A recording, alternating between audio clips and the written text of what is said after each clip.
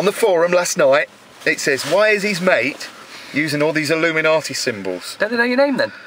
No, I haven't got a name. Don't use one. I'm not interested in names. It's not an Illuminati symbol, it's just a pyramid. It's a pyramid, yeah. Because the pyramid power, if you imagine a figure of 8 inside, this is where time and space, it alters the aging process. And this symbol, right, is being used by also the Illuminati, but many other corporations. Like Loomis, they have a pyramid on their van. What's that got to do with collecting money from a bank?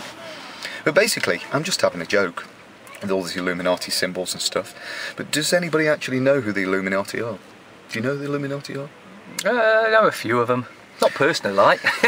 You get it in Freemasonry and stuff. It's because nobody really knew how the pyramids and certain monuments around the planet were actually made or even put there. Well, I tell you, there's a lot of fear. Or there has been. I think everyone's starting to get past the fear stage of things.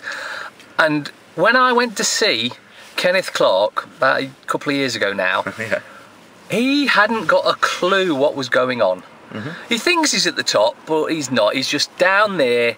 Others that know what's going on are the ones that you don't know of. He doesn't know anything. He didn't know about common purpose. He didn't know about Codex Alimentarius. I bet he didn't know about Ben Fellows. He didn't mention that, but funnily enough, when I did mention his attendance at the Bilderberg meetings, he agreed to that. He said, yes, it's where we just meet to do business. Well, in actual fact, if members of Parliament meet different members of Parliament from different countries, in different countries, there's a word for that, and it's called treason. Treason, eh? Still a hangable offence. Treason. Good old Ken. Thank you, Ken. Hope you don't get hung, by the way, but there might be a few upset with you. Anyway, we're going back to the Illuminati symbols and Freemasonry, the checkerboard squares. The police use that, and all this different thing. And basically, there's a group of families, right? And this is your negative other selves, i.e. the royal family. They call them all this one bloodline. All the presidents and the prime ministers of all these different countries, they're all related, as you know. They all go back to Bush and Blair and Obama. They're all related. They're all cousins, or twice second removed or whatever. Because in the end, there can be only one. You see, what they try and do is they illuminate their children in the same bloodline family.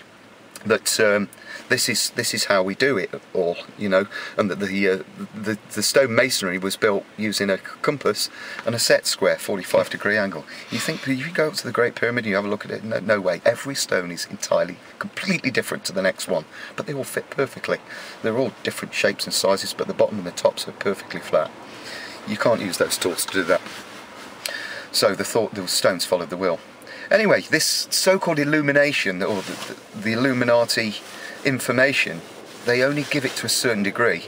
If you read the Freemasons' Bible, which is a very interesting read, the first 32 pages, because it starts at the 33rd page, but it says page 7.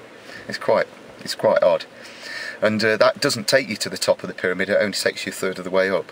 So right, this is the 999 point. Right, 9 plus 9 plus 9 equals 9 in quantum. So 18, 27, 2 and 7 is 9.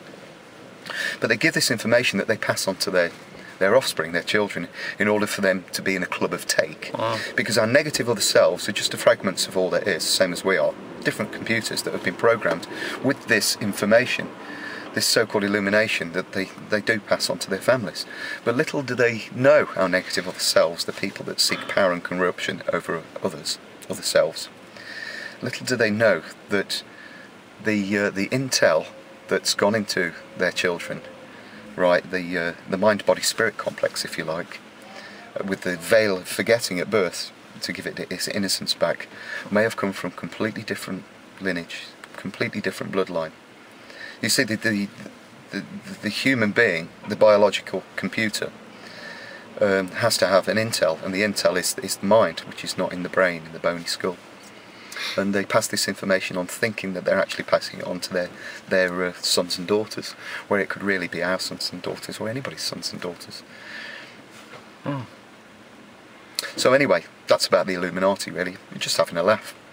Yeah. Illuminati symbols. But there is a certain power in the pyramid sign. Yeah, it alters time and space, it reverses time and space. And the all-seeing eye, as we've said before, comes from no time or space. That's where the idea for this camera, even this human being, or even this notepad came. Yeah, everything came from an idea, and it's not an eye which is here in the middle of the forehead, right? It's an eye that's inside. It's the intel, the intelligentsia, and that's where all ideas come from, because everything is thought form. Everything, all this universe, this planet, this car, the computer that you're using tonight, this afternoon, is actually thought form.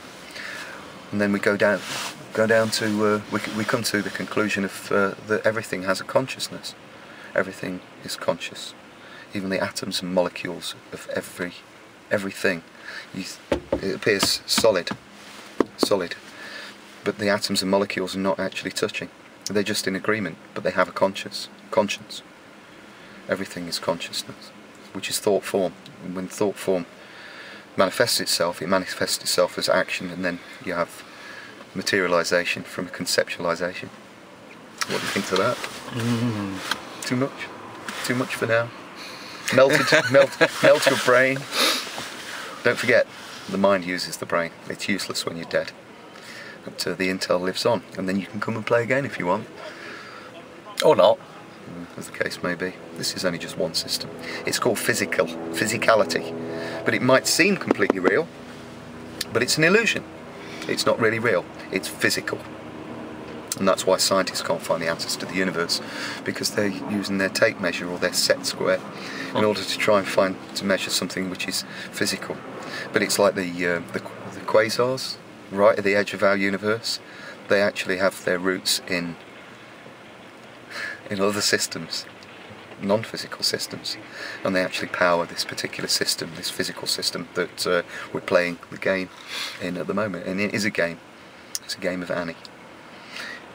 You know, in ancient times you used to look up to the sky, and do you know what you saw? Stars. Somebody pressed the start button quite a few times on Zero's door. Well, when I look at the sky, I see the zodiac. Yeah. It's not a zodiac, it's a zoo, because we did the dot to dot and then you draw little animals out of it. So it's not a zodiac, it's a zoo. You look at the Chinese Book of Chants, their Chinese horoscope, they're all animals. Year of the snake, year of the dragon.